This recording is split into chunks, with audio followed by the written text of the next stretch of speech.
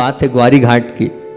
नर्मदा नदी के किनारे एक स्थान पर विहार करते हुए आपको पता है रात्रि विश्राम था, और रात्रि विश्राम में नदी के किनारे एक बहुत बड़ा आश्रम था। हिंदू वैष्णव संप्रदाय के उस आश्रम में गुरुदेव वहाँ रुके और कांच के वहीं से नर्मदा नदी का वहाँ पर से पूरा दृश्य दिख रहा था। आचार्य भगवान को वहीं पर पाटा लगा दिया। आचार्य श्री नर्मदा नदी के उस दृश्य को देख रहे थे और देखते ही देखते वहीं प्रतिक्रमण किया। अब आचार्य भगवान एक बार जहाँ बैठ जाते हैं उठते नहीं हैं। वहीं आचार्य श्री जी रात्रि विश्राम के लिए बैठ गए। हम दम नए नए थे, इतने समझते थे नहीं कि क्या कैसा होता हैगा। और थोड़ी थोड़ी धीरे धीरे रात होने लगी, और जब रात होने लगी तो अब हमें नींद नहीं आ रही थी। इतना बड़ा हॉल, हम महाराज अकेले और आचार्य श्री जी कांच के बाजू से, और अब हमें ठंड लगने लगी। तो हम क्या हुआ, हम ठंड लगने लगी तो सोचा क्या करें भैया, सहन नहीं हो रही है, हम तो कांप रहे हैं। हमने विचार किया बाहर आए, और बाहर आने के बाद देखा एक भैया सो रहे थे। उसी सो तो रहे थे, आचार्य श्री जी ने पहले ही कहा था किसी को उठाना, किसी को करना ये अंतराय कर्म होता है। हिम्मत नहीं हुई, हल्का हल्का कि हाँ हाँ भी किया, लेकिन बोल तो सकते नहीं थे। फिर लगा आचार्य श्री ने कहा है उठाना नहीं चाहिए किसी को भी किसी कार्य में। हम अंदर आ गए। फिर 15-20 मिनट फिर, और हमने सोचा पर हम क्या करें, हमसे जो है वो नींद आ नहीं रही थी। फिर थोड़ा बैठे, फिर अब क्या करें, अब थोड़ा सा बैठ कर हमने सोचा एक काम करते हैं, मतलब थोड़ा सा एक्सरसाइज कर लेते हैं, हो सकता है कुछ सूर्य नमस्कार आदि से गर्मी आ जाए। अब वो उस चक्कर में हम थोड़ा खड़े हुए, खड़े होने में हमसे गलती हो गई। बाजू में खटका था, वो खटका दब गया, और जैसे खटका दबा लाइट चालू हो गई, लाइट चालू हो गई। हम घबरा गए, ये क्या हो गया, एकदम ऐसी कोहनी लग गई। जो है वो आपको बता रहा हूँ क्लियर क्लियर स्पष्ट स्पष्ट। अब वो तो हुआ, लेकिन जैसे ही पूज्य गुरुदेव को देखा, गुरु लगभग 12:30 बजे की बात थी, गुरुदेव भगवान जैसे ऐसे बैठे थे, मैं सब भूल गया। गुरुदेव की उस छवि को देखकर ऐसा लगा कि साक्षात भगवान स्वरूप बैठे हैं, ये साक्षात आदिनाथ भगवान जैसे बैठे प्रतिमा रूप में, ऐसे वहाँ बैठे थे। उनके स्वरूप को, उनकी दृष्टि को हट नहीं रही थी, बस उनको निहारता रहा। पूरी ठंड मेरे अंदर की चली गई, बस उनको देखता रहा देखता रहा देखता रहा कि कैसे गुरुदेव बैठे हैं। मैं कांप रहा हूँ इस ठंड में, और बल्कि गुरुदेव कांच के बाजू से हैं, उनको तो ज़्यादा लग रही, मैं तो दीवार के कोने से था, लेकिन वो मुस्कुराते, उनकी वो मुस्कान भरी वो आज भी वो चेहरा झलक रहा है। क्या वो दृश्य था। पर घबराहट ये थी, लाइट जल गई, क्या करना है। बाहर आया, उस भाई को जगाया, भैया उठ, वो लाइट बंद कर। और सुबह जब आचार्य भगवान से मैंने निवेदन किया, आचार्य श्री जी हमसे रात में गलती हो गई थी और ऐसा ऐसा हो गया था। आचार्य श्री ने कहा कब लाइट जली और कब बंद हुई, हमें तो कुछ पता ही नहीं है। ऐसे तो उन्होंने कहा आचार्य आप कर क्या रहे थे, तो बोले समय सार को लगा लिया था, ठंड हल्की सी लग रही थी। हमने कहा क्या करें, बस आसन लगाया, 11:30 बजे, 10 बजे लेटे और 11:30 बजे बैठे। बोले 11:30 बजे से बैठ गए थे, समय सार का चल रहा था अच्छा चिंतन। आज तो बड़ा आनंद आया। कष्ट और पीड़ा में ही आत्मा का अनुभव होता है, उस आत्मा का अनुभव हम कर रहे थे। तो आचार्य जी कहते हैं कारिकाएं याद हो जाए तो उसमें अपने मन को उलझा लेते हैं, और जब हम अपने मन को उलझा लेंगे तो निश्चित तौर से हमारे पास वो शुद्ध उपयोग आ जाएगा। इसलिए आचार्य जी के गेय गायक भाव, 12 भावना, उपेक्षा, संयम और कारिकाएं, ये अगर आप याद है आपके जीवन में तो निश्चित तौर से आपके जीवन में उत्कृष्टता आती चले जाएगी। गुरुदेव बहुत ऐसे थे। एक बार की और बात बता रहा हूँ कि अमरकंटक में दीक्षा के बाद ही हम अस्वस्थ हो गए, और अस्वस्थ भी हुए तो कैसे, पूरे शरीर में बड़े बड़े छाले हो गए। जब बड़े बड़े छाले हुए तो वेदना बहुत थी, और मुझे ऐसा लगा कि मुझसे ज़्यादा वेदना पूज्य गुरुदेव को है। गुरुदेव स्वयं जिस कक्ष में हम थे वो स्वयं चल के आए, और आने के बाद डॉक्टरों ने कहा जब तक इन छालों को फोड़ा नहीं जाएगा तब तक महाराज जी लेट भी नहीं पाएंगे, बैठ भी नहीं पाएंगे। पित्त के कारण और कुछ आहार की सामग्री में वो छाले उठ गए थे। जब आचार्य श्री आए, और आचार्य श्री जी और प्रणब सागर जी, पूज्य सागर जी, विमल सागर जी, सब मुनिराज थे, प्रशांत सागर जी, और फिर उसके बाद एक एक छाले को सुई चुबा रहे थे। तो वो सुई हमें चुभ रही थी, और दर्द उनको, धीरे करो, तकलीफ नहीं होनी चाहिए, कष्ट नहीं होना चाहिए, दुर्लभ चिंता नहीं करना, नमोकार मंत्र याद करो, नमोकार, मतलब इस प्रकार से वो कर रहे थे। पूरा संघ देख रहा था कि कैसे वो पीड़ित हो रहे हैं, जबकि हमें कोई तकलीफ नहीं हो रही थी, लेकिन उनको हमसे ज़्यादा तकलीफ हो रही थी। ऐसे अंदर से करुणा भाव, जैसे एक माँ बेटे का ध्यान रखता है। कई बार, एक बार अंतराय हुआ। अंतराय होने के बाद महाराजपुर से पहुंचना था। तीसरा अंतराय था, आचार्य श्री ने कहा आगवानी है, सब लोग आ गए? बोले हाँ आ गए। नहीं कुछ महाराज हैं अंतराय वाले, वो अभी हाल नहीं। अब आजकल वो 4 लाइन बन गई है तो रोड कोई है नहीं, तो एक गाड़ी के पीठ मतलब उस पर खड़ा किया था ताकि छाँव में बैठ पाए। जैसे ही दूर से आचार्य श्री ने ऐसे करते देखा तो हाँ बोले वो आ रहे हैं महाराज लोग। तो हम थे और पुनीत सागर जी महाराज जी थे, दोनों के दोनों थे, दोनों को अंतराय थे। और जैसे ही उन्होंने देखा और देखते ही वो बोलते हैं हाँ आ जाओ, दोनों आ जाओ, पुनीत दुर्लभ आ जाओ, हमने आपके लिए यहाँ छाँव तैयार रखी है। थकान थी, एक कदम आगे बढ़ने की हिम्मत नहीं थी, लेकिन आचार्य श्री जी ने बुलाया और बुला के इतना ही बोल दिया आ जाओ बैठ जाओ, ये छाँव है आपके लिए बनाई हमने छाँव, और बिठा लिया। पूरा दर्द, पूरा कष्ट, पूरी पीड़ा दूर हो गई। और तो पूछ भर लेते हैं, तो पूछ भर लेते हैं तो अपने आप सब कुछ अच्छा होता चलता है। एक बार हम स्वाध्याय कर रहे थे, देखो कितना गुरुदेव का आशीर्वाद है कि हम जब बिहार करते डोंगरगढ़ जा रहे थे, पुनीत सागर जी और हम स्वाध्याय कर रहे थे। स्वाध्याय में वेदी के पीछे बैठे थे और जैसे आचार्य श्री को हमारी आवाज़ आ गई कि हम दोनों चर्चा कर रहे हैं, तो आचार्य श्री जी वहाँ पर आए थे। वैयावृत्ति के निमित्त से महाराज लोग लाए थे, ये ठंडा स्थान है मंदिर में, आप यहाँ चलिए। जब हम आए तो जैसी आवाज़ सुनी सबसे बोले चुपचाप, अगर आपको वैयावृत्ति करना है कोई भी बोलेगा नहीं, मौन, एक शब्द नहीं निकलना चाहिए। बोले क्यों? अंदर स्वाध्याय चल रहा है, उनको डिस्टर्ब नहीं होना चाहिए, ध्यान रखना।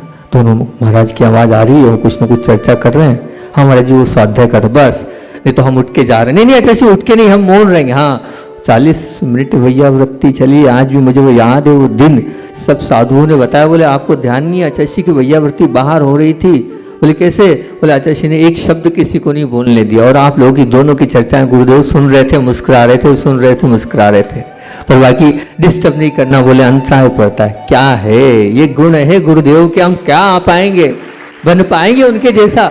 हम नए नए साधु, हम डिस्टर्ब नहीं हो जाएं, इतना गुरुदेव ध्यान रखते थे, इतना हमारा करते थे। आचार्य भगवान का और एक और हमेशा मैं बोलता हूँ, गुरुदेव की वो 4 बातें जो भाषा समिति में गुरुदेव ने बोली थी कि धीरे बोलो, मीठा बोलो। गुरुदेव की 4 बातें थी कि धीरे बोलो, मीठा बोलो, कम बोलो और जरूरत होने पर बोलो। तो अपने जीवन से घटना हमेशा बताता हूँ, वो भी घटना आपको बता रहा हूँ, धीरे बोलने के ऊपर की बात बता रहा हूँ कि एक बार हम जब डोंगरगढ़ की ओर आ रहे थे तो पूज्य निशंक सागर जी महाराज जी और हम गुरुदेव को कड़का लगाने पहुंचे।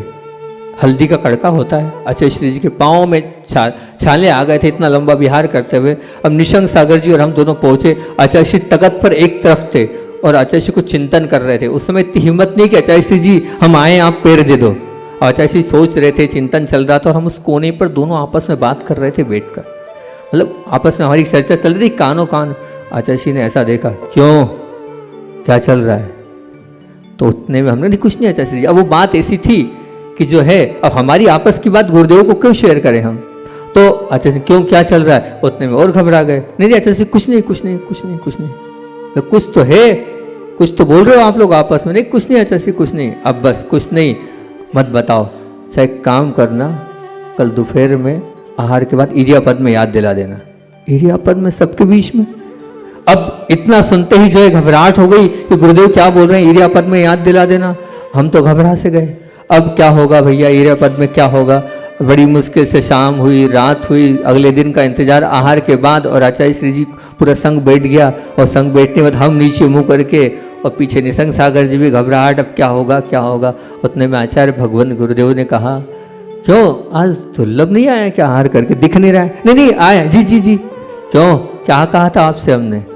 हाँ जी आचार्य श्री जी, इरियापद में याद दिला देना। जी जी जी आचार्य। अब यहाँ ऊपर से लेकर नीचे तक कांप रहे हैं हम, क्या होगा सबके बीच में। और वो बात ऐसी है कि सबके बीच में वास्तविकता में नहीं बताने योग्य बात थी, वो कैसे करेंगे, सबके बीच में पूछ रहे हैं। अब फिर मन में लगा वहीं बता देते तो मामला निपट जाता, और सबके बीच में खड़े होकर बोलना पड़ेगा, झूठ बोल नहीं सकते हैं, ठीक है। और महाव्रत है अपना, जो होगा वो गुरु पूछते तो सब बताना ही है।